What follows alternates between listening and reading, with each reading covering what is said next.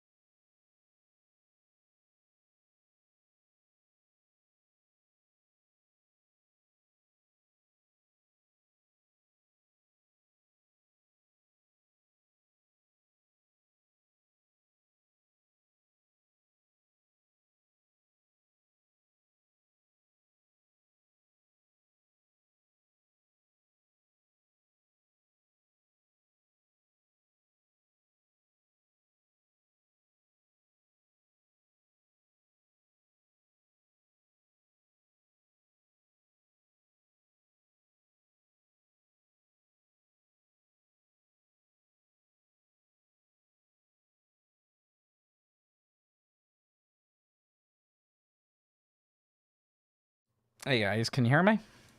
Just let us know if that audio is good, and then yeah, you can. All right, okay. So let me just put on this. So, in the description down below, you'll find a link to oh, sorry, the demo. As I say, what you ought, just go ahead. It's a bit of a pain. You have to add in your card details, but it's the only little way for me to like keep this up to give away. You know what I mean? And you'll get this link. It'll bring you to this Google Drive. You've got character sheets, and then you've got the PDF, so you can just go ahead and right click that, download. You know. So, Megan, will I do a bit of an update? Well, Megan's not going to join us for this, but she's here now. I'm on TikTok. Okay, Megan's on TikTok. So,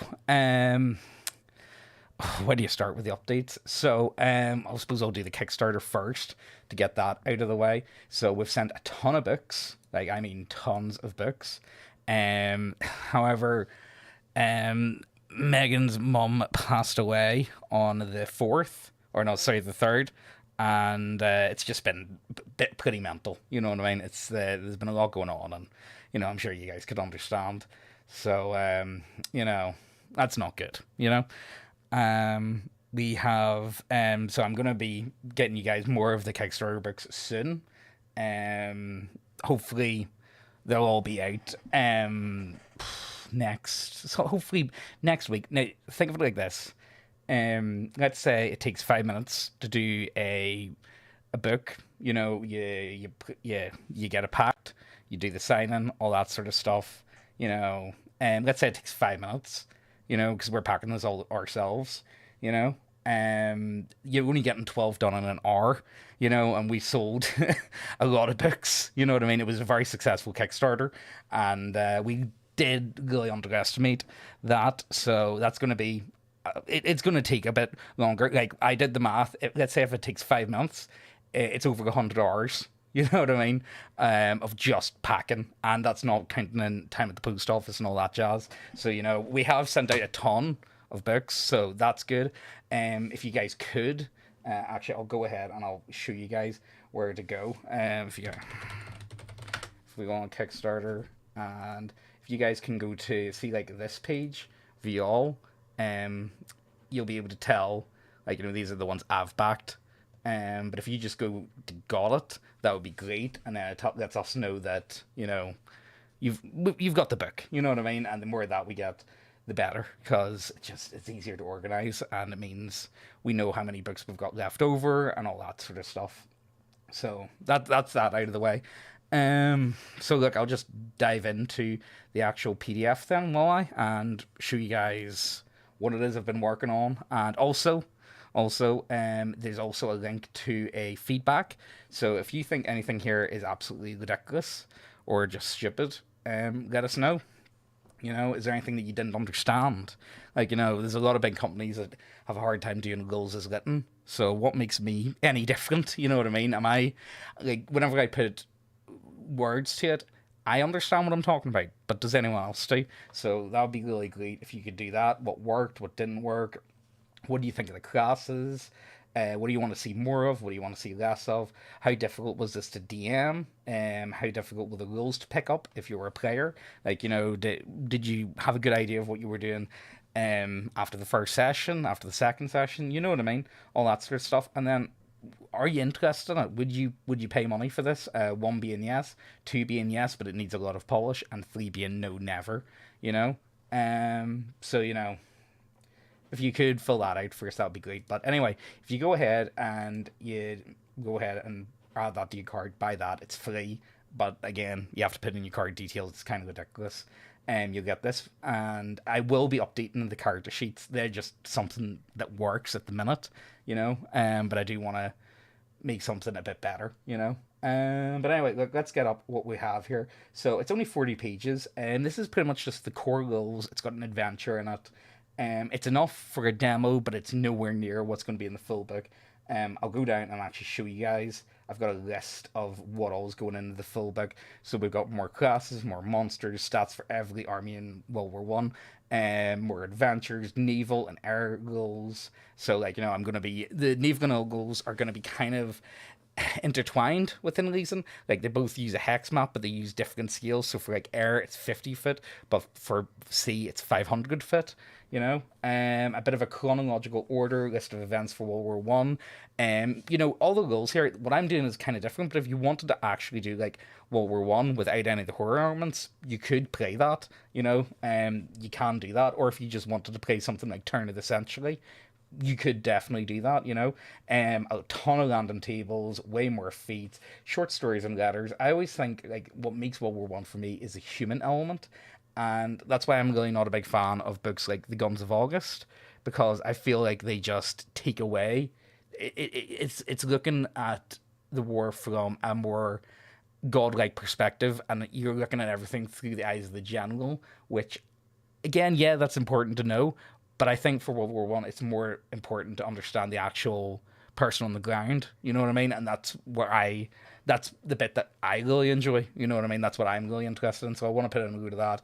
And we've got a full armory flavor. So this is one thing I was talking to John, the guy that's doing the artwork. He's doing his cowboy game, and he is doing every single rifle from like the Civil War right up to like 1910 or something like that, and there's thousands of them, and he's doing them all different rules, the way they all work, and it's just I am not doing that. You've got rifles, you've got shotguns, you've got, you know what I mean. I'm just not doing that. So I've kind of just the armory flavor is more just if you really wanted to dig into it, you've got that there. You know what I mean? More corruption, that's kind of the magic system. I don't want to talk about that. Way more vehicles. You guys want to drive a tank, don't you? Everyone wants to drive a tank. And I'm sure a lot more, because anytime I sit down to actually write stuff for this, there's always more to it, you know? And then also I've got a playtesting server. I haven't been playtesting much recently, but that's just because life's been very hectic for us. But I'm hoping in the near future, hopefully I'll be able to do this weekly. I'm looking for, and then of course there's feedback form. That would be great if you guys could fill that out. But we're going to go to the top here, and we're going to go through it all, and we'll just go through it. Does that sound like a plan? So, Death March, a wee quote from Sir Edward Grey. I love that one.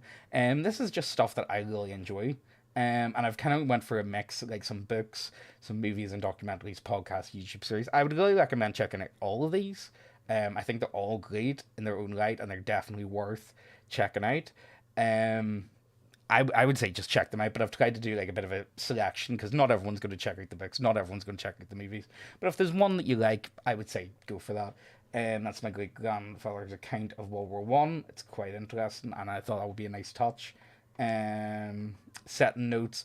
Again, this is going to be expanded on greatly. This is more just a plethora of information of what this book is about and what's going on. So to give you guys the little basic gist, essentially, oh, you know what? I will just go back and I will show you guys what was written here. Above the safety of the trenches, the only noise were barbed wire cries of dying within it. Only the muddy doom that looms over us all. Give that a read and you'll get an idea. Essentially, the whole idea is a great old one, or not really a great old one. I haven't really worked out how I want to do the god yet, but essentially, like, I want to create No Man's Land as an entity of itself. It comes to life. I don't want this to be Nazi zombies reskinned, and that's what I'm really fear. I don't want that to be the case. But, the undead is just an element. You know what I mean? I want to really do everything else. It'll be interesting, but give that a read over, and you'll get a good idea of what I'm going at. I've tried to do it into like bullet points, just to try and go over it all, a bit of geopolitics, what's going on.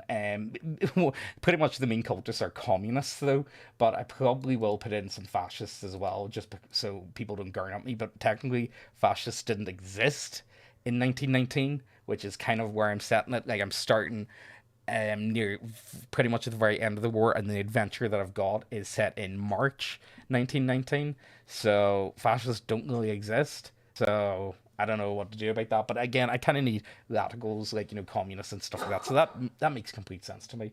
But I would really check that out. But the basic idea is I've made it kind of simple. Essentially, you go ahead, you defeat these high priests or chosen warriors or high level cultists, and you get enough, you kill enough of them, you'll be able to enter the Black Ziggurat. And again, oh god, I really wanted to do like Sumerian and stuff like that, so that's why I'm going for a Ziggurat. Um, oh yeah, I've got buckshot. Don't you worry. I'll get to the shotguns. I know you guys are gonna be begging for it, so I put them in. But that's just a really basic overview. You know what I mean, to give you guys an idea. I think it'll be fun enough, and I think it'll be easy enough that if the basic idea that I want to do is I want to be able to do a load of adventures that people can just plug in and play. You know what I mean? And it's like a very basic story within reason. It's nothing like really out there that much. It's just enough that people can create their own with it. You know what I mean? I'm more just providing like a bare bones for people to work on themselves, and that's kind of what I wanted to go about. Mostly because let's be serious, any pre-written adventure or campaign book anyone's ever bought, DMs change it themselves all the time anyway. So why not design it in a way that's better for people to be able to to be able to customize themselves? You know what I mean? And that's kind of what I want to go for. Um, so core mechanics, you've got okay. So of course, a GM, field marshal, all that stuff. Charisma, constitution, dex, strength, and spirit. I've also removed intelligence. I'm sick of this. So intelligence is not. It's just not used in this game. Your PC's as smart as your players, which I am so sick of. I'm just sick of stupid barbarians, man. I feel I just don't like it. If your player's smart, your character's smart, and that's it. You know what I mean? Would you have ever came across this type of information before in the past? For instance, I did this quite a bit.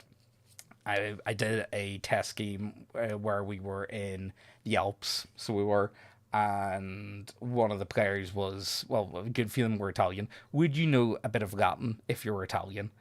People are very religious back then. Mass is still in Latin. Yeah, you're going to know a bit of Latin. You know what I mean? You're probably going to be able to read a bit of it.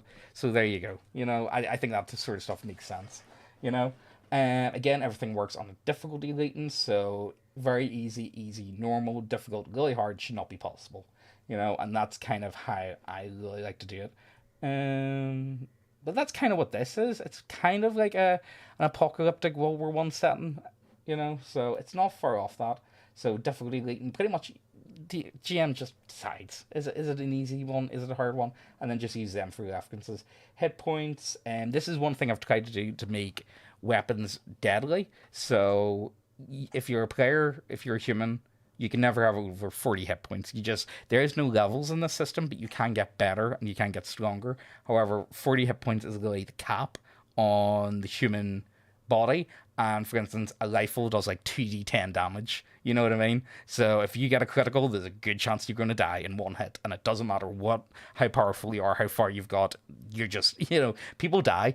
And again, that's kind of part of the setting.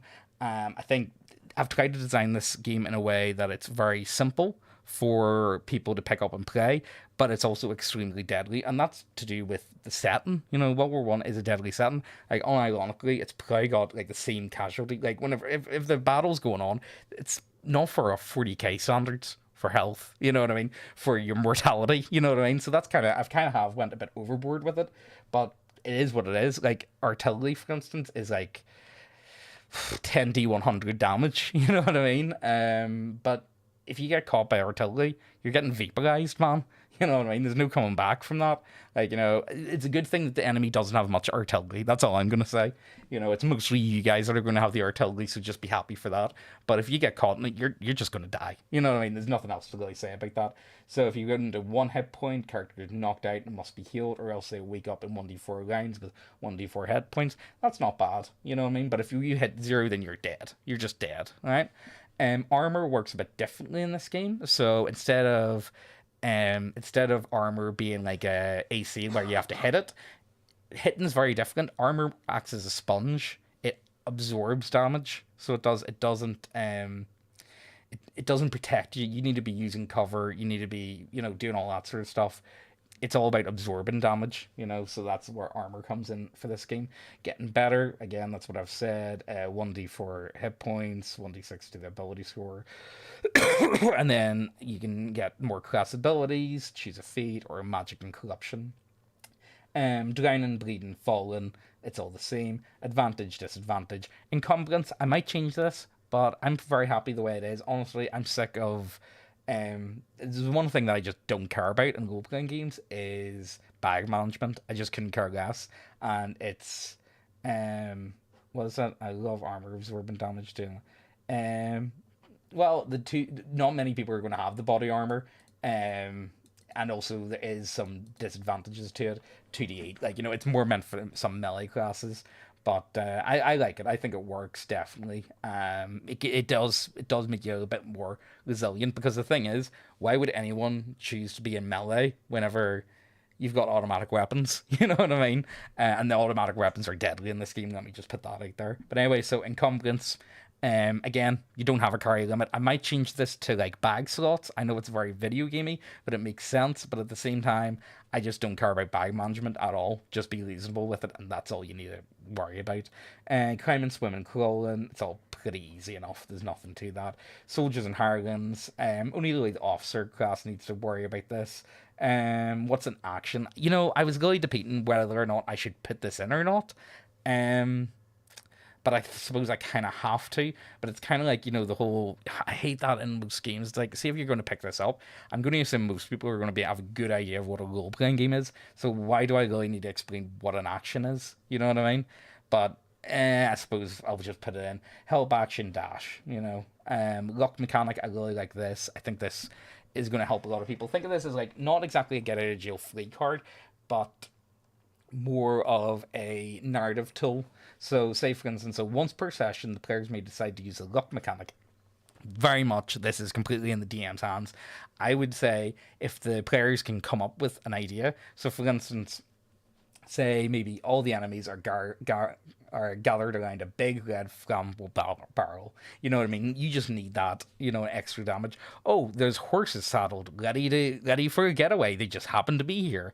You know what I mean? Negate a critical, for instance. A guard seems to have fallen asleep at his post. Oh, that would be really handy right about now.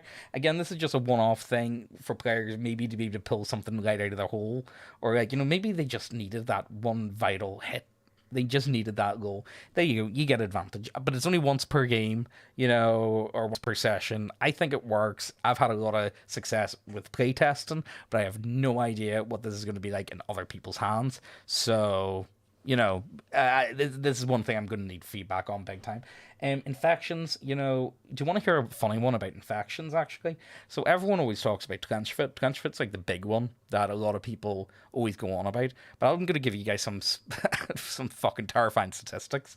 So 70,000 British soldiers suffered from trench foot throughout all of World War One, which of course 70,000, that's a lot of people to have trench foot. Guess how many British soldiers suffered from syphilis? 500,000.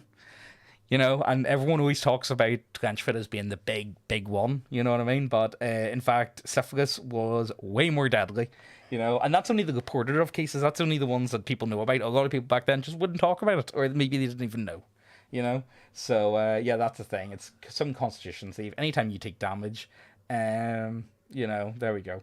When I was younger, because I had oh my god, oof. Fit syphilis. Oh god. Well, maybe someone can get fit syphilis. But yeah, anytime you pretty much you take damage at all, and if you're not looking after it, you're probably gonna be suffering some form of infection. Less than healing. I've made healing really easy because the thing is, you don't have much health. You take a ton of damage. I want you guys to be able to actually survive. If I made it like more realistic, if I cut it down where you only got maybe 1 hit point back a day, that would just be, I don't know, I think that would be just too cruel, or not cruel, but too hard for a lot of people. So I made it so your hit points come back really quickly. You know what I mean? It's way easier for people to be able to just heal up. And even in combat, if you got a field medic, you're going to heal up very quickly, so you will. It'll be a lot easier because, again, you've got stuff like infections. You've only got maximum 40 hit points. People are going to die pretty easily in this game. I haven't had, out of all the playtesting games, I've only had one guy survive 3 sessions. you know, and he died at the end of the third session. So people just die in this. But again, it's a World War I setting, so what do you expect? You know, that's kind of what I want to do. This game is, I'm designing it to be very user friendly, very DM friendly. I'm trying to remove a lot of the stuff so DMs don't need to worry so much and they can focus more on the game at hand that they're playing then and there. You know, and that's kind of what I want to focus on. But I also want to get people a bit more accustomed to death, you know, and being okay with that, you know, and that's one of the things that I'm really trying to do with this. So anyway, how to make a character. Step 1, choose an armory bonus. Step 2, choose a class. Oh, for God's sake, step 2. Okay, well, I've made a hack of that. That's, okay, I'll fix that, so I will. But anyway, you roll your ability modifiers, roll your hit points, or you can choose your hit points, you know, and then choose your class features, or roll for your class features, and then fill out your character sheet. You know, nothing to that. Very straightforward. A bit of a flow chart for combat. Your initiative. So this is one thing I have tried to make it easier for people. Is so enemies have fixed initiatives. Like a zombie or like an undead is never going to have an initiative like 20. You know what I mean? It's just not going to have that. So why not just have it fixed? And that's easier for the DM just to be able to line up. You know what I mean? Like players roll for initiative, but everyone else is fixed, and I think that's just an easier way for DMs, and it also makes combat just flow a lot quicker from playtesting. I think it's been working really well. So anyway, you know what I mean? You've got D20 plus your spirit mod. Enemies have fixed initiatives. Players in their turn will move up to a total and do one action or use an item. You know what I mean? So movement can be done at any point during the player's turn. Melee D20 plus your strength modifier. Ranged D20 plus your dex modifier, and that's about it. And then you roll to hit. The DM rolls enemy armor, and that's it. You know what I mean? And then criticals are pretty insane in this. I really enjoy them. And then enemy turn, again, really straightforward. You know, same sort of thing. Oh, yeah, that's actually it. Enemy's turn. Enemies don't go to hit. Instead, players go to defend. So you actually roll your more of an evasion goal. Again, that's one thing less that the DM has to worry about that. So they're like passing it off. Oh, Thingy just messaged me, so he did. John. No, he says he's probably not going to make it, so he won't. It says his 3-year-old's doing 3-year-old things, so I wouldn't worry too much. Anyway, so and again, to try and make a combat as quickly as I can. So that's just a list of like what you can do. You know what I mean? Literally anything. We encourage any and all problem solving. If the player comes up with a good idea, simply apply what stat would work and roll against it. Roll against the difficulty table. You got your grapple, you got your dash. You know what I mean? I'm trying to make this as open ended as humanly possible, and then critical combat, which I really like. So round 1. Criticals are in a 20. Round 2, 19 to 20. Round 3, 18 to 20. And you see what I'm trying to do? I'm trying to make it more and more deadly so combat doesn't stretch on for long periods of time. I want to make it quick and deadly and precise, you know, and that's kind of really what I'm aiming for here. And I think this is actually working quite a bit because honestly, criticals just kill. You know what I mean? Criticals do just kill in this game. So, ranged and melee work slightly differently, so they do. So, again, this is all about the DM just pulling shit out of the hole. Like, you know, being able to hit, what's the circumstances? I don't want to do an attack, like, matrix for this. I think it's better of, are you over 200 feet away and is the target mostly behind cover? That's going to be a really hard shot. You're going to need 18 plus. Or are you shitting someone in the back of the head, you know what I mean, from, like, 10 feet away? I don't think you should have to go for that. Personally, I would just give you it. You just go damage. You know what I mean? So it's all done on a scale. Very easy, normal, difficult. And again, if you really aren't up for this, just use a flat 12. Everything's always normal. And there you go. That's, I think, it works. If you're not comfortable with pulling numbers out, I think it's more up to the DM to be more precise and be up for it and know what they want to do. You know what I mean? That's kind of what I want to do. You know what I mean? Melee works a wee bit differently. I've got it tied to, so in melee, for instance, let's go for the living dead. So to hit a living dead, you just need to hit a 6 plus. You know what I mean? It's like initiative. It's tied to them. A cultist is pretty much a human. You just need a 12 plus. You know. Are you hitting a dismembered body part? You just need a 4 plus. A lad, a 10 plus. And a lot of people have said to me, it's like, James, why don't you not do an attack matrix? But again, I want to make this as user friendly as possible for DMs, so less time checking like stat blocks and stuff and like comparing numbers, and you can just look at the stat block and it'll tell you directly you need this to be able to hit that. You know, that isn't going to be for everyone's taste, and I really would love as much feedback as I can on that. But I think it's working. You know what I mean? I think it's definitely working for a lot of people, and I've had some great success with it, so I'm pretty happy with it. So let's just go back up, and we will keep going. So that's pretty much it when it comes to melee, and then also a cover system. So if you're 25% covered, a plus 2, 50%, a plus 3, you know what I mean, so on and so forth. How some weapons, no ammo restrictions. You don't need to work. Like I was looking into this. See, for like riflemen in World War 1, you're in World War 1. You're going to get ammunition fed to you at every second. Uh, an average soldier would be walking around with 150 rounds for his rifle at any given time. That was just the standard of what they should have on them. So I don't know. I just couldn't be arsed with that. Unless it's like an automatic weapon, then you have to worry. Unless it's stated otherwise, then you worry about it. So that's all you got to worry about. Any and all reloading is counted on your turn. I really could not be arsed wasting turns being like, no, I've got to reload this gun. I'm just accounting for it because, again, the way I'm doing it is you've only got one action. You can shoot your gun, you can use an item. You can't do both. You can only do one. So the idea, I just want to try and make it as streamlined as humanly possible. You should, and that's it. You don't need to worry about it. Area of effect weapons, weapon jams, offhand weapons, and offhand ranged weapons. Criticals. Now, this is interesting. I really enjoy these. So I'm just going to go for the critical to hit ranged. So, say you score a critical, then you roll a d6. Your enemy is dazed, they suffer disadvantage their next turn. At 2, they're knocked from their feet, the target misses their next turn. If you roll a 3, a third weapon die, so instead of doubling it, or whatever you guys prefer doing, if you do just the little 2 dice, or if you just double the dice, you get a third one. And then a 4 is a critical artery. They start bleeding and they start bleeding out, they start doing damage. And then a 5 is usually results 1, 2, 3, and 4. And then number 6 is a headshot. It's just an auto kill, and that's pretty much universal. Almost anything can be one hitted, unless stated otherwise, pretty much. But there's very, very few things. If you shoot something in the head, they're probably going to die. You know what I mean? That's the way I'm going for it, and I kind of like it. I think a lot of people have really been enjoying this, and the players really enjoy it. That's the thing that I'm really enjoying from it. I think the players are really getting into it, so it seems to be working. Oh, and then vehicles again. Magazine head explode for 5d10 damage and 150 1d50 radius for how far it goes out. It's a bit different for ships though. And this is a deadly game, that's all I'm going to say. So again, this is just the basic modifiers. Is this character suitable? Standard array, if you want to use a standard array. But I really want this game to be helpful for people to just get more used to the idea of rolling up characters.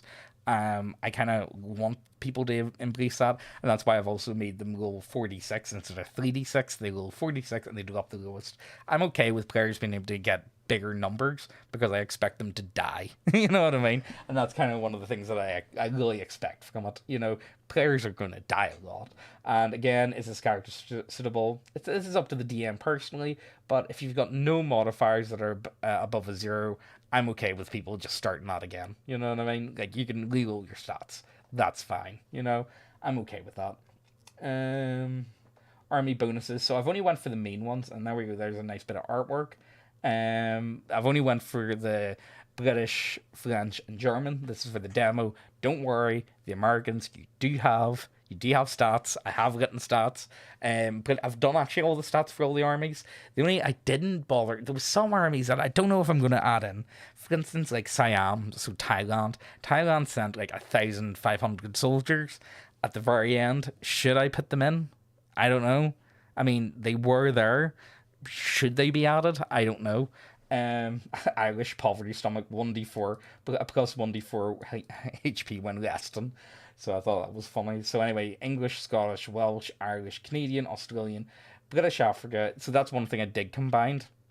combined. Sorry, I combined all of, like, say, British Africa, British Asia, French India. You know what I mean? Like French Africa, French Asia. Instead of, like, because they've all got like a million different countries. So oh yeah, I've done Serbia, Bulgaria, Italy. Yeah, no, they're all in it. So they are. I've done them all. They're all in it. But again, I've only put these in because it's the demo, essentially, and I don't want to give away the full game for free. You know what I mean? Oh yeah, Rhodesia's. Oh well, here, look at that. Look at British Africa. Rhodesians never die. +1 to armor rules. So there you guys go. I wouldn't forget about you, Rhodesians. You know, Germans, German Africa, French Asia, French Africa, French India. You know what I mean? I think that's enough for just the demo. And again, if you guys want to, like, I really encourage as much homebrewing as you can. Like, honestly, this is more just a template to work from. These are more like guidelines. You know what I mean? So, add what's Asia? The Theus. Let me see. Greek who accompanied Alexander the Great. Well, I can't really add them. Like, I might do that for. You know what? I'm working on one of the other games. I will put that in for Thingy though. I will put that in for the basic role play that I've been working on for a while. So I might do that. I might. I'm mostly doing folklore at the minute. Oh, Thailand. Oh yeah, no, I did Siam. So I did. I was thinking about it. I did add them in, but you know what? Sure, why not? It's not going to hurt adding more options. You know what I mean? And it really doesn't take much time. Yeah, Japan, Austria-Hungary, all that type of stuff. But yeah, I'm gonna do them all essentially. Some nice artwork. That's the basic idea of what the artwork's going to be like for the book. John, the basic expert's doing it. I would have him on, but he's got too much stuff on. But anyway, so feats. These are all pretty basic. I was kind of thinking these are just like little modifiers, but I really want to do more stuff like where's the shield? When suffering a strike, your shield absorbs all the damage and you make a tactic counter strike. I really want to do more stuff like Polearms Master. You know what I mean? I really want to be able to create builds. I really don't like +1 to stats. You know what I mean? I don't really. It's okay. It works. And I suppose for a setting like this, it definitely does, because you can only really get a +3 most of the time anyway. So getting feats is the only way to like buff yourself over that. But I kind of like the idea of being able to like do stuff with it, So I don't know. We'll get there with it. But these are the stats that I've got in at the minute. I should do an FAQ. Well, I've got an FAQ on the Discord, so I do. So if you download this, you go down to the bottom. There is. Let me open it up. I'll show you over here.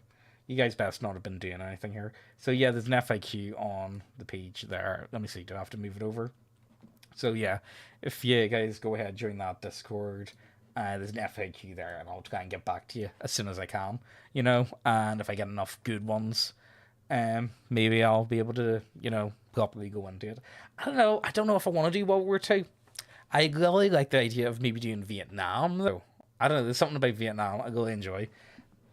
Anyway, so that's all the feats. It's just a bit extra stuff to work with, Classes. Now, this is where it gets interesting. So, the classes, they all come with a special. So, Charisma, DR14, and again, I've hyperlinked everything, so I've tried to make this as easy as possible for people to be able to be like, what does that mean?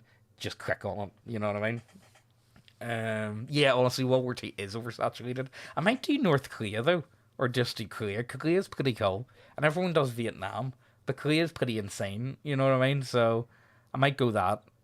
Or, you know what, see, the thing is, the goals in this are compatible. You could do it. Like, there's enough stuff in it. Like, I really do want to do every theater. You know what I mean? I really want to do stuff all over there. The only thing is, a lot of people have asked me, oh, do you want to do Gallipoli? Gallipoli was kind of long done by 1919, so I don't know how to do that. I could do an adventure set there, but I don't know how to really do it because it's just a couple years off. You guys know what I mean? So anyway, look, let's go into this with the officer. So the officer charisma, you get a +1d6 to your charisma. You do your hit die, your movement, your special, convince occultists to come to their senses, and see the good old one for what there is. See the followers and hirelings, so you can essentially gain followers. And this is all the starting gear that you get: pistol, melee weapon. Again, melee weapon. I want you guys to be able to flavor it up. You want to do a trench club, you want to do a sword, you want to do a saber. You know what I mean? I think you could really do a lot with it. Field dress and standard field uniform, gas mask, synchronized pocket watch, binoculars, electric torch, whistle, canteen, ration, handcuffs, tobacco. And then we've got your class features. Yeah, it was actually. I'll get into that. Definitely, I think Gallipoli was a sound idea. It was just a shit show on the part of the admirals. I believe that if they had done what they were supposed to do, which is literally show up and smash the Dardanelles and not sit about and wait for fucking 6 weeks for the Turks to just lay landmines out everywhere, they could have. They honestly, the British fleet, and even then, it wasn't. They had no dreadnoughts. They were using like old shit, and the idea was this shit's expandable. We're not going to have these ships after the war anyway, because we're moving on to dreadnoughts. These ships are meant to be used, so we use them, and the admirals did not want to use them. And the other thing is, the Australians fought very well. They killed as many as they 1-to-1 for an attacker on a beach. That is insane. Normally it's supposed to be like 4 or 5-to-1 when it comes to casualties, and the Australians fought amazingly well, and they did 1-to-1. So even though it was a lose, I'll still give them a lot of credit. But again, the Turks did do a great job. I couldn't say that they didn't. However, they were being led by a thingy. Yeah, a Gert. Definitely. Oh, I was thinking we could probably do that with basic fantasy. I think we will do that. But anyway, so roll for 2 or choose 1. So this is the way I want to do it. This is kind of like randomizing stats, randomizing your class features. You're going to get a lot more if you just pick 2, if you roll for 2, but you can pick 1 if you really want to. So what do you get? Stand your ground, plus $3 spirit rolls to your men within 30 foot until your next turn. Leadership, give your men 1d4. Essentially, think of it like a bard. You know what I mean? You're giving people extra stuff. Nightly, a +3 to melee hits, you know what I mean? With a bit of a saber, all that. Calm demeanor, suffer a fatal wound to minus 0 hit points. You come back. Essentially, you get, that work ability. Or, sorry, half work ability. Messenger pigeon, that's pretty fucking OP, not gonna lie. You can call down airstrikes, that's insane. And then take aim, choose a target for your men within 30 foot of you, and they gain advantage until their next turn. So you can just forfeit your turn and give everyone in your group advantage every turn on hitting a target. That's pretty insane. Honestly, I really like the officer.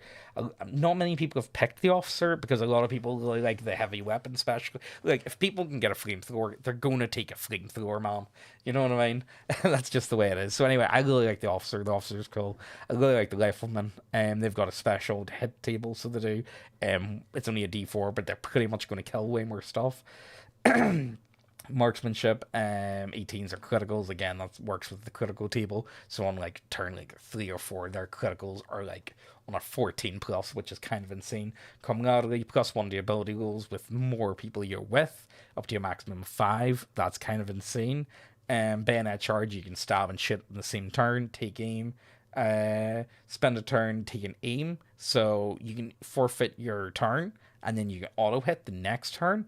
Or if you do go to hit on a 12 plus, that's an automatic critical, which is very nice. Mad Minute, essentially it is action surge, which is pretty sweet, but you can do it quite as many times as you've got dex.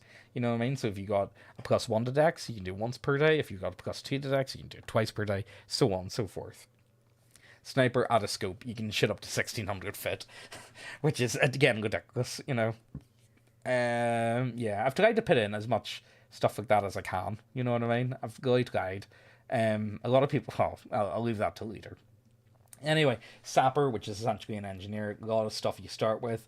Paranoid, Demolition, Tunneler, Stock, Weak Spot, Jerry-legged. It's your standard engineer, what you think of. So I think it works. Some people aren't too fussed on this. Tunneler can dig up to 30 feet of tunnel, or trench in 8 hours. A lot of people aren't really fussed on me tying it to time, but I feel like it works for time. You know what I mean? Um, I just think it works. A lot of people like I'll tell you guys what I've given the Americans, which I think's good. All right. So anyway, jury rigged. So that's the thing. Again, download this yourself and give it a good read over and let us know what you think. Field medic, again, a bit of a support class. Chaplain, field gas and numb, mercy, clean infections and diseases. You're gonna want one of these, trust me. The amount of groups that I've had that I've done test schemes for that don't bring medics, they all die, like every fucking time. It's almost guaranteed. So someone play a medic, all right? It's a good class. Trench leader. This is a melee one. Now that's all I've put in. I've only put in one, two, three, four, five. So you've got five classes in this. At the minute, I've written, I think, eight. I think there are eight classes in the main one that I'm working on. So you've got weapons, special weapons, like heavy weapon specialist and all that type of stuff. I'm working on like a partisan sort of one. So like think of more like a civilian, because these are all military goals. So why don't I do like a civilian one? You know what I mean? This is your melee one anyway, and I think it works. I've surprisingly, you would think in melee it doesn't work very well, but it actually does. The guys that I've had that have done this have actually survived a lot better than some of the other guys. Maybe because they actually want to take cover a lot of the time, the bench leader, because they realize, oh fuck, I need to get up to them. You know what I mean? So I would say give them a lead over. I think I've given enough for a bit of a. Well, yeah, I've done Gunner. Gunner is a class. We've got Gunner, heavy weapon specialist. I'm thinking about doing like a pilot of sorts as well. A paratrooper I really want to do, because think of like, okay, paratroopers didn't exist in World War One, but they could have. So like you get paratroopers coming out like zeppelins, for instance. It could happen. It's not the best idea, but like it could happen. I'm not above the idea of forfeiting gameplay. You know what I mean? A lot of the time, if I think it sounds like a cool idea and I think it could have happened, I'm just going to put it in. You know what I mean? So armly, one-handed, two-handed melee. Again, this is all flavor. I kind of want people to be able to, like, is it a sword? Is it a hatchet? Is it a shovel? Is it a pickaxe? You can kind of go mad. So is it one-handed or is it two-handed? I might do all different types of melee weapons, but I didn't do it. So, for instance, rifles are rifles, pistols are pistols, shotguns are shotguns, submachine guns, light machine guns, flamethrowers, satchel chargers, grenades, artillery. Look at that artillery. Requires a crew of 6 and 20 to move. 10 D100, 200-foot radius. If you get hit by that, you are going to fucking die. You know what I mean? You are going to die. Fixed machine guns, 2D100, 60-degree firing arc. You are going to fucking die if you get caught by machine gun fire. I'm just putting that out there. I don't care. You are going to die. Shotguns are really nice. Slugs, buckshot, birdshot. You've got different type. You can do different stuff. They all just operate differently. Rifles 2d10 plus 2. Pistols 2d6. Special, you can use two of them at the same time. Submachine guns. Now, automatic weapons do have ammunition. And also they don't go to hit because they've got a cone of fire, so they do. But instead you go to not jam, and generally you're looking for like a 6+ or something. It's not that much, but it's more just I had to put something in just for gameplay purposes, because it just made automatic weapons so overpowered. So again, 5d6, 20-degree cone, you're gonna fucking die. You know what I mean? I think it's a lot of fun. You know what I mean? I think it's a lot of fun. Armor, fixed machine gun. That's pretty much all the weapons. Type of grenades, high explosive, flag, and incendiary. Other equipment, I've put a load of stuff in here. I'm gonna put way more in, so I am. Whistle, communicate simple orders without speech. Tobacco plus $1 spirit rolls for a minute. Morphine, field lesson, gas masks, mirror. It's just all simple stuff. You'd expect this in any turn of the century sort of like Call of Cthulhu type of game. This isn't really Call of Cthulhu, but it's in the same time period. So, you're going to see a lot of the same sort of technology. You know what I mean? It's just part and parcel. Land vehicles, so again, this is how steering's done. It's done in degrees of turn. You would really need to sit down and lead this though. You've got commander, driver, gunner, mechanics. Yes, I've put in a mark for a tank. I've got a car and a horse. They're the only vehicles I've put in. But I think people are going to have enough fun with a tank, so I'm not really that worried. But there's literally going to be everything: armored cars, zeppelins, loads of different types of aircraft, pretty much like all different types of ships. There's tons. I've already done like I think 7 or 8 different battleships. So I've kind of gone a bit mad on that front. But I don't know. I think you guys will really enjoy it. So it's all there. You know what I mean? I think it works. I've, Land vehicles work quite differently because it's still on like a normal map, whereas oh well, you're gonna be. I'll show you. You guys are gonna be fighting a lot of zombies, demons, cultists.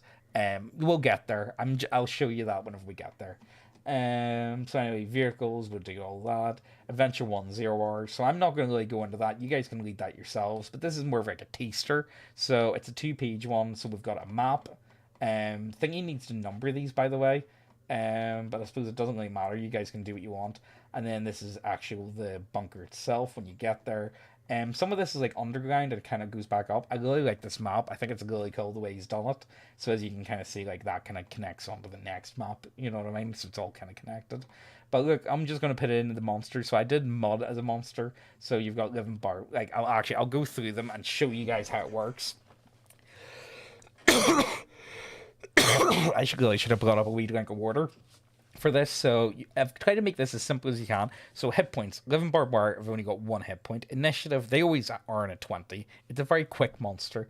And hit, it's a 16. It's going to be very difficult. They're very quick. They bind around you. They're going to be very hard. Armor, nothing. If you hit that, it's dead. And it's only got 1 hit point, so it's very easy to kill. But it's also deadly. Movement 15. And DR12, spirit test and notice if it's alive. There's barbed wire everywhere. Are you going to know if this is a living one or not? And then again, this is a way to give an easier time for the DM. They don't need to think, oh, what's it doing? Roll on the table and see what it does. If you roll 1, it sinks back into the mud where it came from and goes away. If you roll a 10, DR16 strength or dex, living wire creeps up the person's nose and into their brain, ripping out everything and goes out their ass, auto kill, So yeah, there you guys go. That's a thing. Description: a cruel and simple and genius weapon originally used by farmers to keep livestock, now used to keep divisions of men from overwhelming trenches. Some believe this wire came alive from too many dead men being entangled and left to rot for weeks or months at a time. So there you guys go. A quick description, a quick overview. So hit points, initiative, to be hit, armor, and how fast they move. And I've tried to make it as simple as I can and as intuitive as I can. That's really what I am aiming for. So again, DMs just Google on that. That's not the same for every creature, but it's for most. So we'll go down to rats. Rats are essentially. Do you guys remember the Mummy movies? What? Well, anyway, the Mummy movies. Do you remember the locust or the scarabs? Essentially, that devour DR12 strength test, or the rats swarm you and start eating you alive. You know what I mean? I think that's pretty cool. Oh, hey, Dungeon Delver. But anyway, I think that works pretty well. I really like it. Dismembered body parts. You can really go. I've done like heads, arms, torsos, legs. They're all still alive. By the way, the only way to properly kill these undead is with fire. By the way, so there you go. What do you call the movie? Rat Swarm. No, I was thinking more of the bees. What one was that? Yeah, the bees. The Wicker Man, wasn't it? Yeah, the the bees, the rats, not the rats. So yeah, something like that. I think it's pretty good. The dismembered body parts, that works as well. And again, I've tried to make this as simple as I can, and each of them have different abilities. Living Dead. I've tried to put in as much as I can. I've tried to simplify it, but also streamline it at the same time. And again, that's one thing I don't want is I don't want this to be Nazi zombies, but World War One. I want to add everything in. So you've got, like, tanks, you've got aircraft, you've got, like, yes, there's a lot of, like, if you look at any photos of World War I, it's pretty much a zombie land. There's nothing you can do about the bodies. They're just going to pile up and pile up. The only way to fully destroy them is with fire. Otherwise, if they die, if you destroy them, if you kill them, eventually, when it comes night or dawn or whatever, they'll just sink back into the mud where they came from, and then they'll be back up. Their bodies will continually be destroyed, and they'll continue to degrade, but they will continue to get back up. The only way to truly destroy the living dead in this game is with fire, and that's it. Cultists, men whose minds have been broken by the whispers of the Greek god, be they promises of a utopia or just being able to go home. Cultists will typically flee when over half of the numbers have been killed, as they serve the god better in life than death. So if over half of them are killed, they will run away. Normally they've got rifles, which is pretty deadly. They've got initiative 12 to be hit, and melee's 12. They normally have some degree of armor, 1d6, but they're not as well equipped as you, but their weapons are just as deadly. That's the thing. I want to have this so weapons are deadly no matter what, Sorry. And again, this is one of the high priest, sort of barbed wire man. Thing he sent me, I'll show you. Let me get this up here. I've got some artwork for him, which I'm very happy with. Open original. Let me move him over here. Can you guys see that? I think it's really cool. I love this artwork. I think it's really nice. So we got some artwork for him. I only got that in today, though. So hopefully... I love the whites of the eyes. I think that's really cool, the way he's done that. So I'm happy with that, but I think it's coming along really well. I'm really happy with this book, honestly. So that's him there. So that's a taste. Like, you've got enough that you can work this. You know what I mean? This is a free demo. It will be updated with feedback once I get more and more feedback, and the format's going to be changing over time. Like, I'm definitely going to... This is a Google form document or a Google Docs that I've just downloaded to be a PDF. It works at the minute. It's relatively clean. All the lighting is pretty much what I want, but I do need feedback. I will be changing. This is going to be very, very different from the end one. Once this, I'm going to say it's in a beta phase. Once it's complete, I'm going to be selling a physical print of this for like a tenner. But again, it's just going to be something that, like, if people want, if they're not interested in buying the full book, this is going to be enough for people to play. Like a cheap option, but the PDF of this will always be free. I'm kind of on the point where, because I'm working with an artist, I can't give away the PDF for free. You know what I mean? People need to get paid, so I'm gonna still be selling the main PDF, but this is always gonna be free. So if you enjoy this and you play a game of it, if people play a game of it and they enjoy it, I think most people will be up for picking up the full game. That's the way I look at it. Oh, so pigeons, allied animals. So we got pigeons, large dogs, small dogs. This is quite nice, actually. I put horses down as vehicles. You've woken a passion in me searching World War One with this project. And honestly, World War One's so good. It's so much fun. I love World War One, and a lot of people overlook it, but I think it's honestly it's the best of the world wars. It's way more interesting, to me anyway. It's like, if you like 40k, you're gonna enjoy World War One. You know what I mean? That just goes hand in hand. So anyway, so dogs are rarely talked about in context of World War One. And though they were not used as much as, say, horses, over 1 million of them did die over the course of the war, so that's the thing. Oh, loved the Great War channel. It was so good, honestly. Oh, see when that ended. Oh, no, please. Oh, I loved it, though. But yeah, pigeons. What can pigeons do? Send a message to high command, minimum 30 minutes to come back with a message. You can call in artillery. Oh, thank you very much. Tip if we enjoy it. Well, I would say just buy the book. I would say just buy the book. If you really want to tip us, I suppose, yeah, super chat, or I suppose we've got a Ko-fi link. But again, this is going to remain free, and it is going to be updated. It's going to be formatted. We're going to be continually updating it. This is version 1.0, at the minute. But with your feedback, it will be changing if I see, I just need playtesting. And this is a big thing. I really want to make a really good book. Like, I really want this book to be good, so I'm definitely going to be spending a long time on this before the Kickstarter is live, you know. But yeah, pigeons you can call in artillery strikes, which is, do you want to call down artillery strike of 10d100 damage over, if you see something happening, if you see a load of cultists, you'd always just call down an artillery strike, you know what I mean? If you got pigeons, there you go, you're imagine having the power of, and you can do this from your very first game, you know what I mean? You're more than capable of being able to do this if you got an officer or if you got access to a pigeon. Also, I'd really recommend bringing a synchronized pocket watch, because I'm going to assume a lot of DMs, if you don't have a synchronized pocket watch and if your clock is off, you're probably going to die in crossfire, because it happened a lot. You know what I mean? So that's the thing. But I think you guys are going to have a lot of fun with that.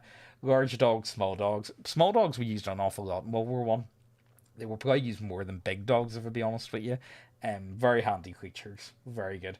Oh, madness and hallucinations. So this is something that we had extra. I don't really want to go too much into this, but essentially anytime you need to go on a madness table, you go for this. This is a DR12 spirit test to resist the hallucination. And I would go for like a 1d2, whether or not they become real or not. Some of these are really funny. Honestly, it was Sneak Dude that did a ton of these.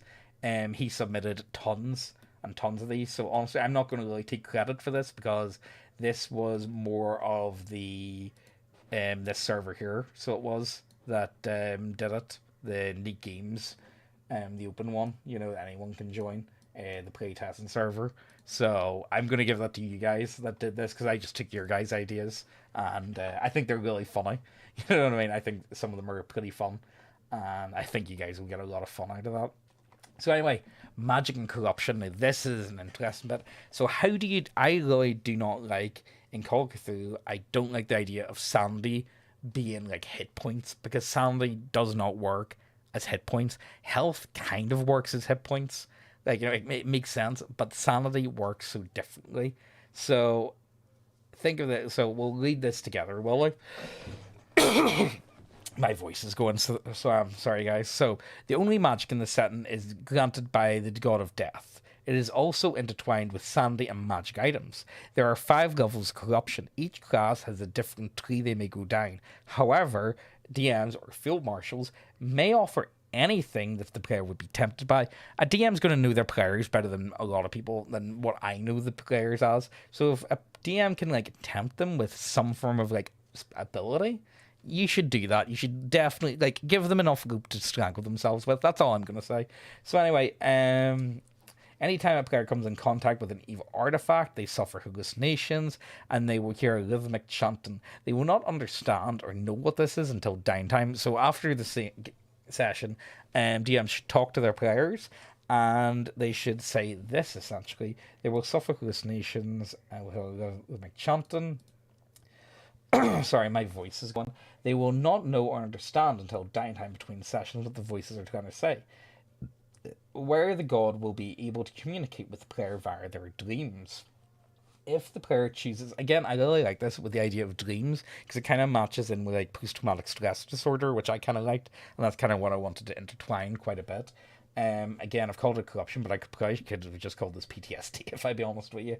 So if a player chooses to take the gifts, the components, or the ritual, may be ready to start the next session. It's all done by downtime. So let's just explain what it is. So first level, it's always going to be something against yourself. So for instance, the torrential leader, dig up the body of an old friend and keep their head on your person, kind of like a headhunter. Spell effect on sanity. And why would your player do this? So why would you go ahead and dig up the body of an old friend and keep their head? That man died in your arms not even a few months ago. He would want you to have the strength to fight on. And what do you do by taking his head? Gain the old friend's strength, +3 to your strength modifier. You've just doubled. You've got a +6. That is twice as much as what anyone else can have. And, your friend would have wanted you to have this strength. But what does that do to your sanity? Arrogance. You're one of the strongest men alive. No other man can do what you do. They're lesser than you. and not doing their part in stopping this war, only you're strong enough to keep the fighting going. And I think that's a good way to do it. Let's go with the Life Woman, for instance. Burn your holy book for whatever religion you follow. It's no longer has any power here. What do you get? Your senses are elevated. You spent years on the front. You could never be surprise attacked, and gain advantage on initiative rolls every time you roll initiative. That is so strong. That is so good. That's so, like it is. It's just so fucking strong.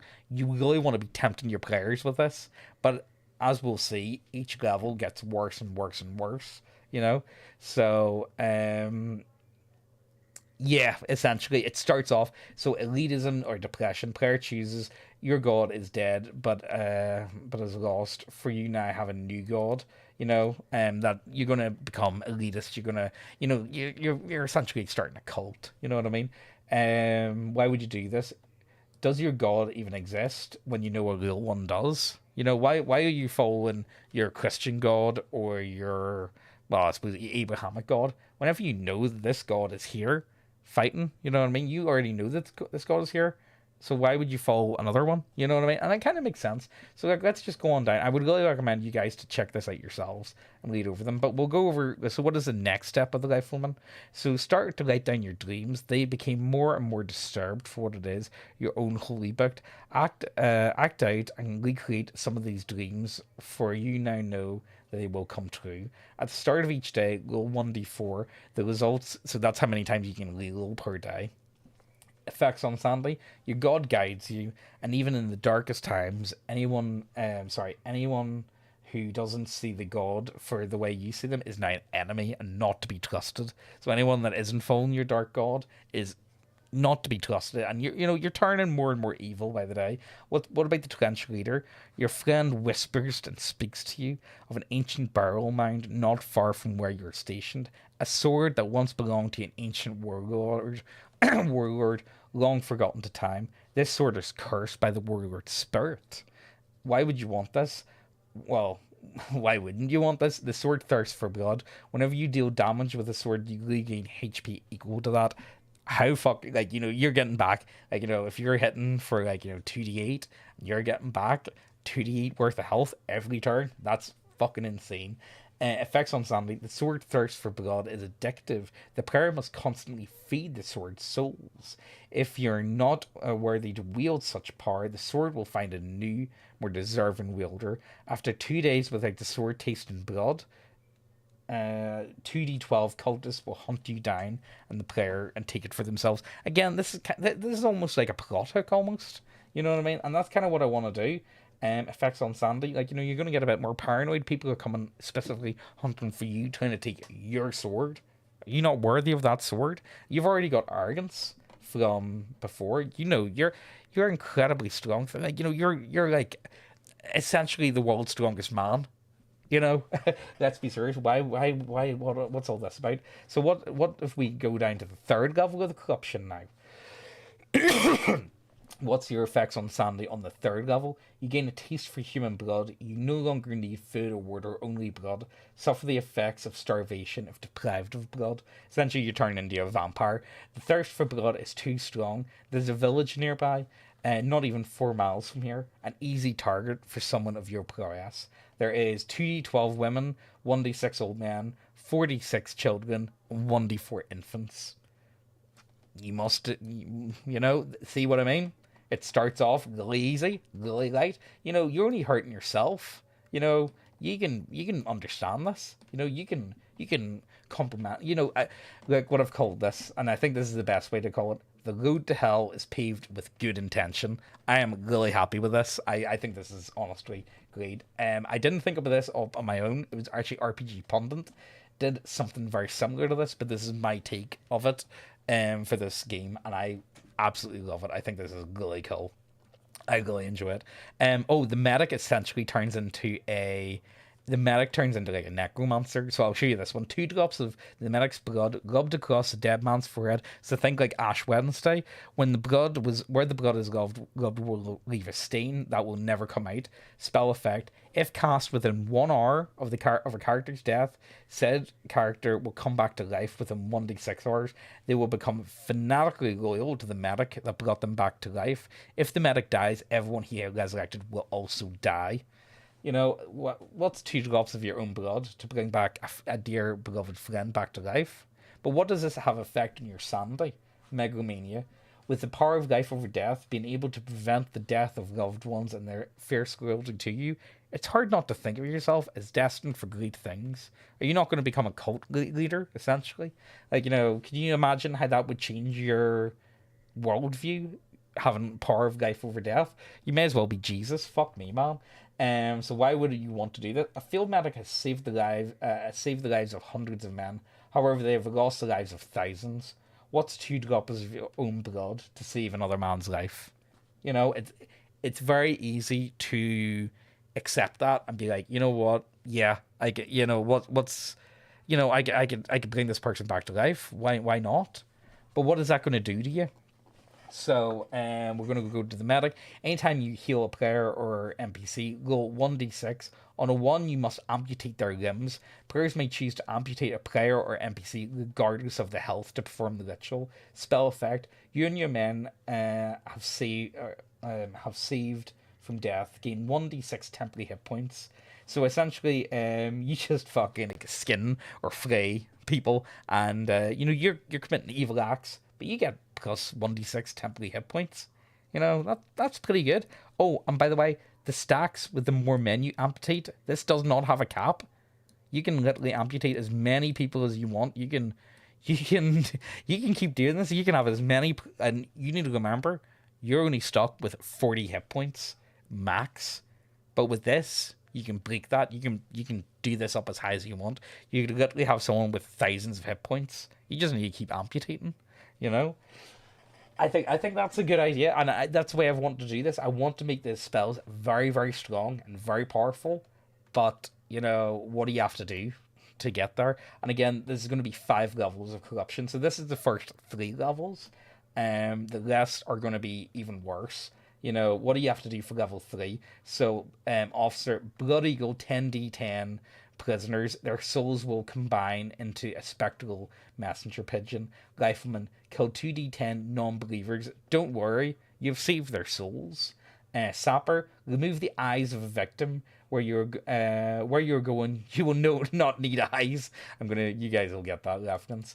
The victim must be kept alive. Medic, fashion a drinking cup from the skull of your most beloved friend. Their sacrifice will not go in vain. What do you get by fashioning a drinking cup from their skull? The chalice of life. Pour your blood, and any man who drinks from it will be fully healed and gain plus 3d6 temporary hit points for 24 hours. You know, I kind of like the idea of like an evil priest. Think like again, I've tried to do like Ash Wednesday with the blood on the forehead instead of the ash on the forehead. I've tried to do like, you know, drinking the blood and body of Christ, all that type of stuff. And I really think this is a really good way to go about it. I really like this. Or the sanity effects all the way. Well, they can change throughout, but it's just going to add on. So let's say the trench leader, you gain a taste for blood, you're going to become a vampire. Orders or more suggestions at this point. When disobeying or killing an officer, your men will back you up and hide any evidence against you. Again, it's just going to get worse and worse and worse. Again, this relies on players actually following role playing, because it's not a very strict system. It's more like you're trying to players have to role play this, you know. And this is where I don't really like a lot of sanity systems, because the DM takes control of your body. You run off and do this stupid thing. This is for the players. You get great health, you get great abilities, you become stronger and stronger, but this is the best you're gonna get, you know. So this is really on to the players to be able to pull this off. I think this works. I'm having a lot of fun with it, but I really need this to be test played, and that's why I'm doing this. And and that's why I give 3 levels. Originally, I was actually only going to do 1, but I feel like, oh, and again, like I've put that in. So you suffer from, essentially, an officer would suffer from depression, a life from elitism or depression, sapper, paranoia, medic, megalomania, trench leader, arrogance. And some of them can be different. Some of them, again, this all depends on the player. Would a lifeman want to be able to have the ability to bring people back to life? For instance, you're going to know your players far better than I do. I've kind of created these as more like a plot hook device for most people. Like, I think, like, a lot of these you could, like, I'm just saying, like, this can be done off screen, this part, but I would recommend anyone who is going to do this to actually do it. Again, you don't have to, but I would say go for it. Again, removing the eyes of a victim, that's fucked up, man. Not going to lie. Blood Eagle, that's pretty fucked up. But that's pretty much all of what there is. So let me go back up to the top and we'll just show again what we've got. So the core mechanics, how to make a character, background, all that type of stuff, combat, how it works, weapon rules, ability scores, army bonuses, feats, classes, weapons, pretty much all the weapons in the game, armor list, other equipment, some land vehicles, how to do it, horse, car. You got a tank, for God's sake, guys. You've got an adventure. You got I'll go back to here. Sorry, guys, my voice is beginning to go, so it is. So I won't be able to go for much further. But anyway, so Mission 1, February 4th, 1919, several miles north of Champagne.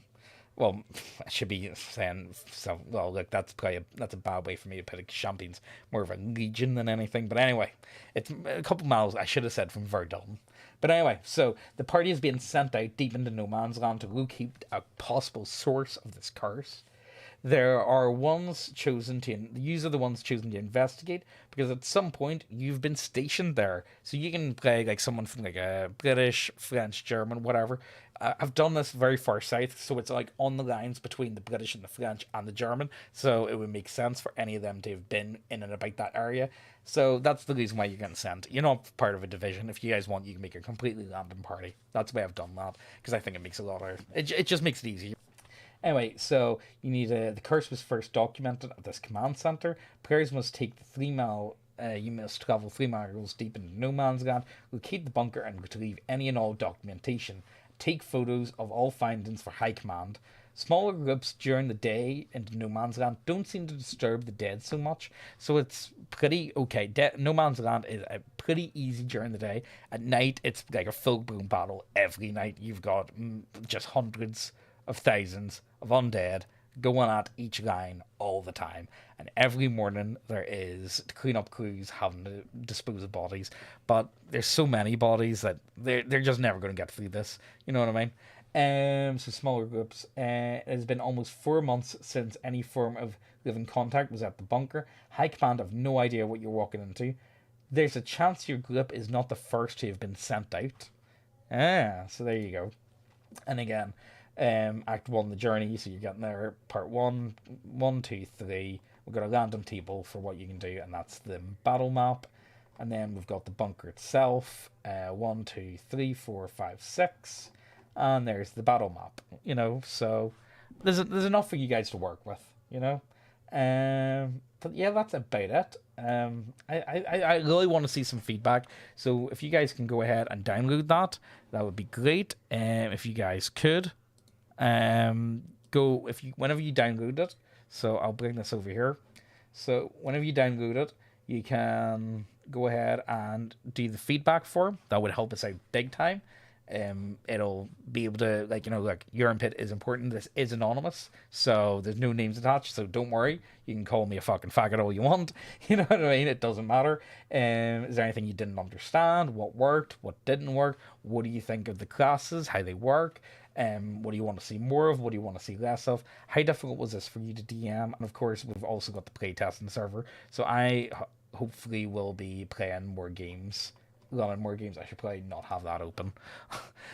Shouldn't have a Discord open for this. But anyway. But yeah, we got the feedback form and playtesting server, and that's a list of what else is going to be in the book. So this is always going to be free, by the way. This is going to be updated and formatted over time, but at the minute this is the very first demo, so it is. So if you guys could go ahead, download this, check it out, and I would also really recommend all of these. These are definitely worth listening to or reading or watching. I think they're all really good. I really enjoy them all, so go ahead. I think that's about it though. So yeah, I think let me just get yep, this is it here. So again, the links are just down below. If you go ahead, and it's top link, download link. If you go ahead and open that up, and then we've got the feedback form, and that's about it. I don't know what else to like tell you guys. You guys got any questions or anything, or you guys did I not explain anything well? Let us know. I'll hang about for another few minutes. Yeah, I like the stream. It does help us out a lot. Yeah, I suppose I'll give a bit of an update on life in general. So I will. So, yeah, Megan's mother passed away on the 3rd. So that was last.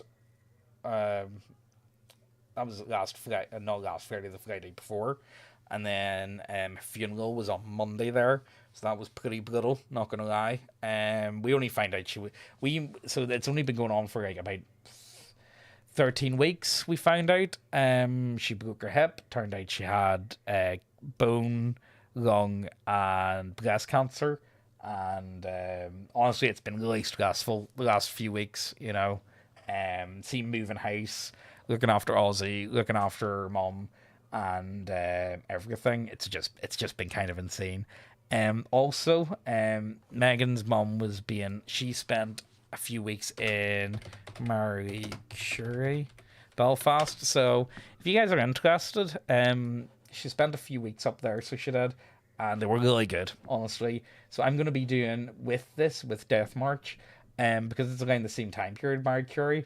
I'm gonna be doing like a one-off adventure as like an add-on for this Kickstarter whenever it goes, and everything's gonna be going to here. Honestly, they were great. You know, definitely good. So hopefully you guys are interested. Not going to be like a mad scientist later. Again, Marie Curie was walking about with fucking uranium in her pocket.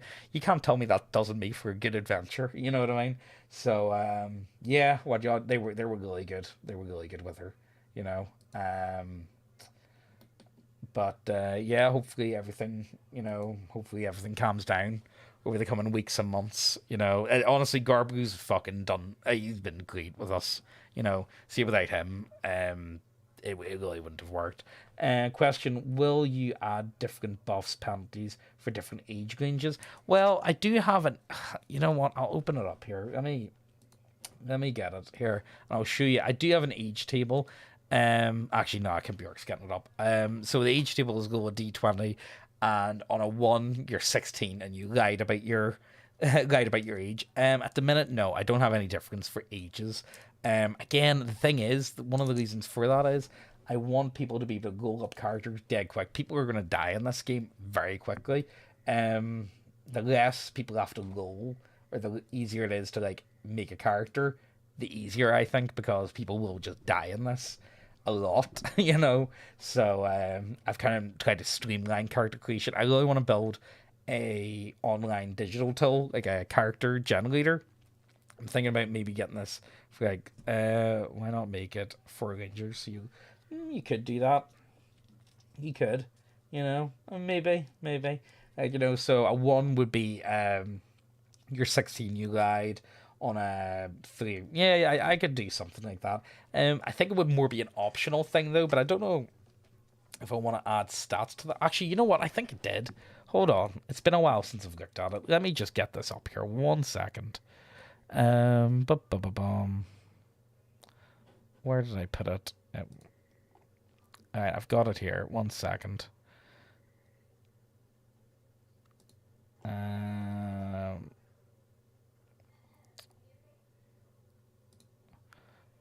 Where on earth did I put this stuff? Why am I so bad at like leaving stuff about? It's ridiculous, you know. Hold on, bear with me, guys. Sorry about this. It won't take me too long. Hopefully not, anyway.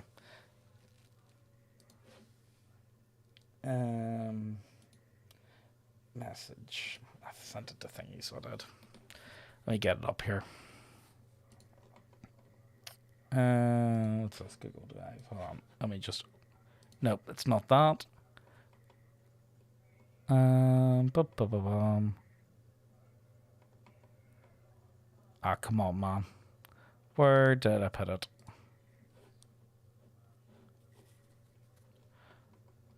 Oh, here we go. No, it's not that. Right, I can't remember where I put the fucking document, for God's sake. I'm sorry, guys. Um, but yeah, no, I'm going to be doing like a one-off adventure, and it's going to be like a charity thing for Marie Curie. Again, they did a great job with Lucy, so they did. So I'd like to do something for them, and hopefully, you guys get a pretty fun adventure, and maybe we'll get at least a few thousand.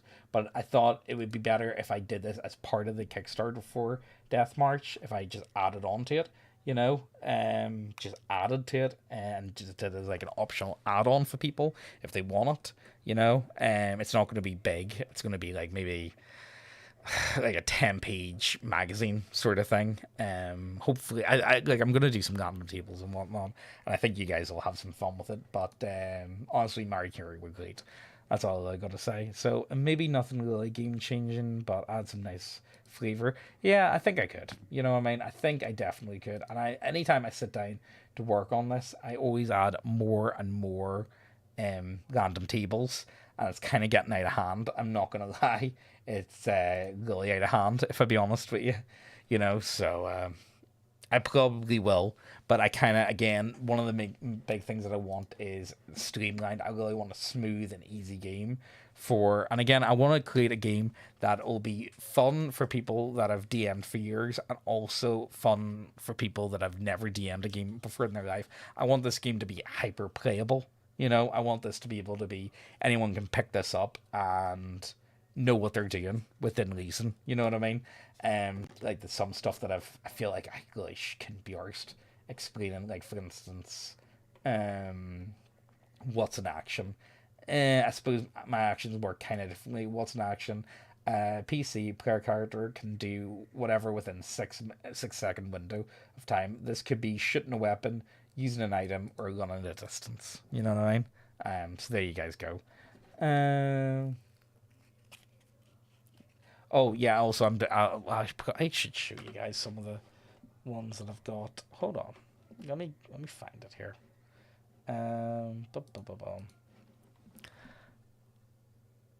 Yeah, I think you guys will really enjoy it. This is only 40 pages as well.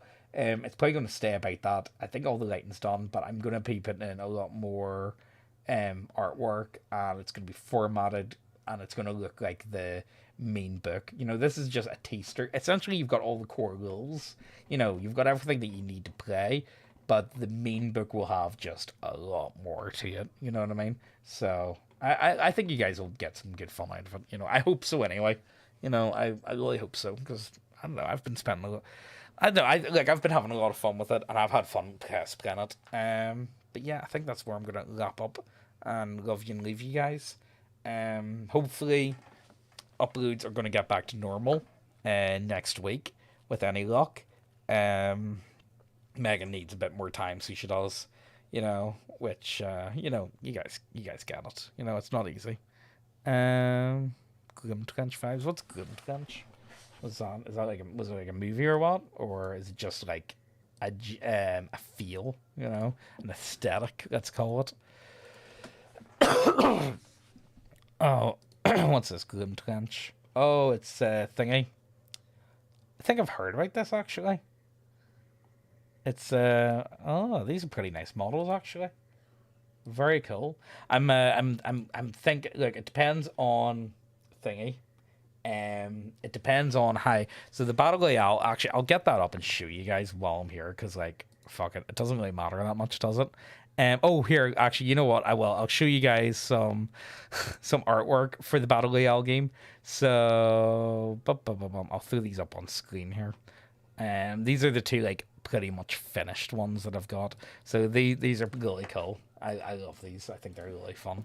Let me just zoom in. Let us know if you can see this. So essentially, the whole way through the battle royale is going to be like Megan's avatar killing people in like grotesque fashion. I'll show you the guys this other one that I really like. I think it's so cool.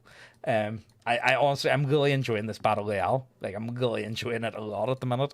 So I hope you guys get some good. Hope you guys enjoy it as well. But yeah, I think it looks pretty cool. Also, people are going to be able to. So I'll just get it up. You know what? I'll just do a quick rundown. I'm not going to show you guys everything in the battle royale because that's not what this video is about. But I'll just give you guys a rundown. So it's pretty much like ready. You know what I mean? So everything that's in green is done. Everything. So green still needs to be rewritten or reworked from 5e. Cannot be finished until the Kickstarter is over.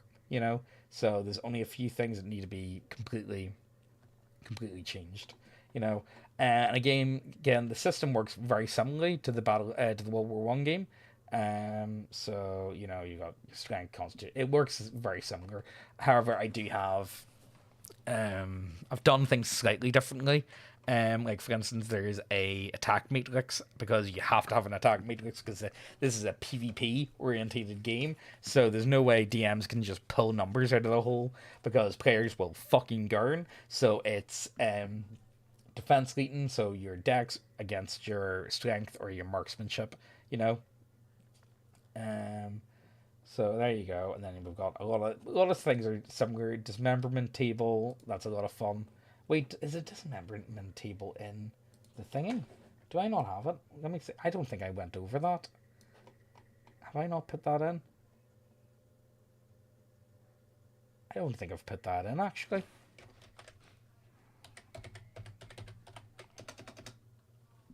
No, I actually haven't. There's no dismember. Oh, I'm going to have to add that. I actually haven't put that in. I'm going to need to put that in. So anyway, we've got the dismemberment table and what it does to your body. Critical failures, again, very similar. So this is a thing that I'm going to be putting in. So people are able to pay. Now, I do have a bit of a clause. You cannot submit. I mean, you could if you really wanted to. Yeah, there is lit box tables. I'm not even joking. There actually is. But you can pay to put yourself in the yearbook, and you can actually add yourself to be artwork being killed by Megan's avatar. So, that's a thing. No season pass, sorry. Actually, I should put that in as a joke, unironically. Character sheet, that's just very basic. Gear, starting tables, findable gear, care package table, improvised weapons table, ammo and tracking it, that needs to be changed big time. Feats, again, they're all pretty much converted from 5e. Core game mechanics of the adventure, how to play it, additional game modes, introduction, monologue, the battle map. I'm going to change this. I don't really like this map. I'm going to be changing it. Each sector's location and details about it. That goes on for ages, so I'll just keep going. So airfield, west, east, random encounters tables, what's going on, the end, GM notes. I'm just skimming through this. The winner's fate, gear tables, weapons, melee weapons. I've done the melee weapons, but the firearms needs a bit of work, so it does still. I haven't finished these. Gear and other items, poison, hairspray, portable ram, all that type of stuff, bag of marbles. Walkie-talkies, you guys get the point. Buy the battle pass. Yeah. Oh my god. Oh, you know what? Oh, you know what? Okay, I'll show you guys the director's cut. So I've made the director's cut kind of wacky. So this is all stuff that, just to give you guys an idea, the director's cut is, this last section of the book is not meant to be taken seriously. However, we have had some fun ideas while working on this book that do not fit the tone for the actual game. But, this is just fucking go mad. So, for instance, I've put in attack, like, okay, let's just go through these. So we got Bigfoot, Xenos, tribal natives, a Huey gunship, Jimmy Savile, director in a mecha, a Wendigo, attack monkeys, Sam Hyde, Garbro, tactical maid. I think, I think they're fun. I'll show you guys Jimmy Savile's abilities while I. So Jimmy Savile, he's got 12 hit points, no armor, 12 initiative, movement 30, to hit +1, defense +1. What can he do as an action? Grapple DR12 plus strength test. If failed, Jimmy holds on tightly, causing 1d4 damage per round. Once he has his grip, break and loose can be attempted each turn, but with disadvantage. Special pungent cigar. Jimmy blows a plume of cigar smoke obstructing a 30-foot radius within it. All goals are at disadvantage. Smooth talker. For some reason, he has advantage on all charisma rolls when inviting targets to join him in the bushes. Description: a pervy old man who looks like a sex offender in a shell set. Surprising to no one, if they look like a sex offender, 99% of the time, they are in fact sex offenders. So, there you go. I like that. It's just optional shit on the side. You know what I mean? This is just, it's not stuff to be taken seriously. Like Sam Hyde, he can't keep getting away with this. I asked Garbo about this. A fully automatic semi-assault carbine 15 Sam Hyde's got, so I thought that was kind of funny. He can't keep getting away with this. I need to actually change that. I'm coming to kill you in real life. Everyone within a 50-foot radius must take a DR12 charisma test or flee in terror. I was thinking about adding that if your player happens to be a live streamer, Master of Disguise also comes in variations. Ghost of Kiev, the Japanese one, Samuel Heidberg, or really anything the GM can think of. Either way, he can disguise himself to resemble any other contestant, Yeah, I love that. It's Sam Hyde. I don't really know what else to say here. I think he's funny. That's a description. You know what I mean? It's like the director's cut's not meant to be taken seriously, so it's just like a wee add-on, But anyway, look, guys, my voice is beginning to go. That's a really quick go of the Battle Royale. I've still got a bit of work to go on it, and the Battle Royale is actually going to be the next Kickstarter because I've got models for it, and they need to be done because artists need to get paid. But this originally was being done for 5e, and that's kind of what happened. The whole OGL thing happened, so it had to be changed. I'll just flash that. I know it does. Yeah, exactly. You don't have to, but there's goals for it. So if you want to do it, that's up to you. If any of you guys have any, I might add it as a thingy, like as a reward, or maybe like a submission thing. If anyone wants to submit monsters for this, you can make it as wacky as you want. I think you guys can have a lot of fun. But yeah, it's almost ready. This book. It's very close to being finished. But again, look, that there is done. I need to add the dismemberment table. I don't know how the fuck that didn't make it in, but I hope you guys can play a few games of this, and hopefully it all works out. Let me just, there it is there. But yeah, guys, my voice is going on me, so I'm gonna love yous and leave yous, and hopefully you guys can get some games into this and let us know how they get on. Thanos. Oh, you know what? Actually, why not? I might add the Thicos. You know what? Yeah, I'm going to do that. Thanos glove is going in to the Battle Royale. Oh, and also I've got loads of game options for the Battle Royale and different team options and all that type of stuff. I think you guys will have a lot of fun. Honestly, I don't know why it hasn't been done sooner. I've looked online and I can't really see anything for Battle Royale. Thacos stock. Oh my god. Oh, you know what? I can't. You know what? I'm gonna have to do it. I feel like it has to be put in now since you guys have said about it. I'm gonna do I'll do a submissions one. I'll do if any of you guys can give us any ideas, I'll throw something together. I'm sure you guys can have fun with it. But look, I'm gonna love yous and leave yous, and because my voice is fucked. All right. Hope you guys enjoy it, and we'll see you later.